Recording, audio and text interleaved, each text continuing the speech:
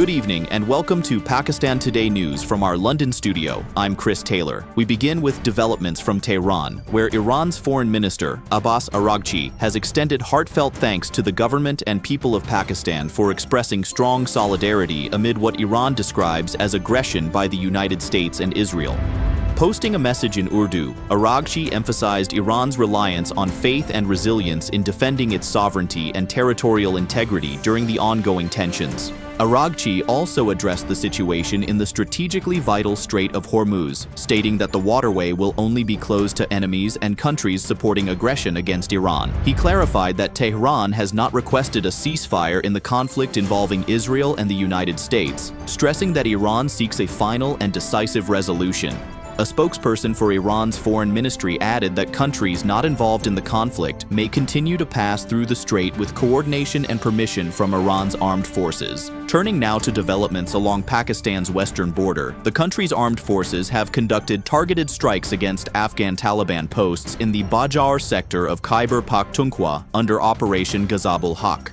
Officials say guided missiles destroyed militant positions linked to both the Afghan Taliban and Tehreek-e-Taliban Pakistan. Overnight strikes in Kandahar province also destroyed technical infrastructure and equipment storage facilities.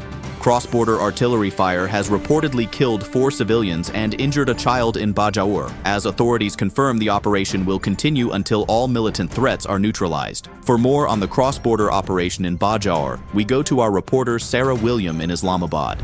Chris, Pakistan's military sources describe the Bajaur operation as a decisive measure against persistent militant threats. Surveillance and guided missile strikes targeted key Taliban posts, significantly impacting their logistical capabilities. Local authorities continue to monitor civilian safety following reports of casualties from cross-border shelling. Emergency response teams have been deployed, and communities near the border are being advised to remain vigilant.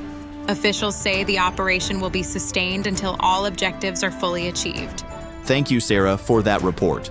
In other news from the subcontinent, at least 10 patients have died following a fire at the SCB Medical College and Hospital in Cuttack, Odisha, India.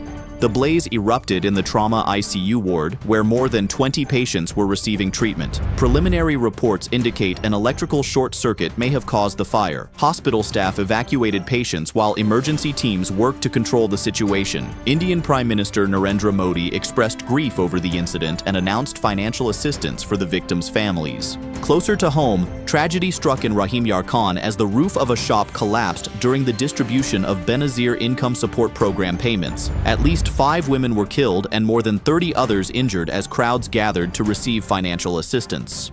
Rescue teams quickly shifted the injured to nearby hospitals.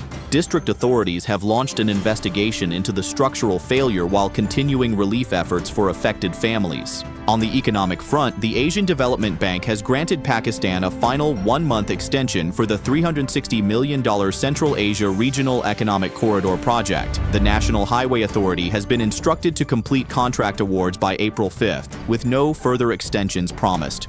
The project faced delays due to disputes over the bidding process, and the Supreme Court recently rejected a petition challenging the tender, upholding a joint venture as the lowest bidder. Officials warn that further delays could jeopardize ADB financing. Meanwhile, Pakistan's stock market experienced a sharp downturn, with the KSE-100 index losing over 4,300 points in Monday's trading session, a decline of nearly 2.8%. Analysts attribute the fall to continued geopolitical tensions, rising global oil prices, and uncertainty surrounding Pakistan's agreement with the International Monetary Fund.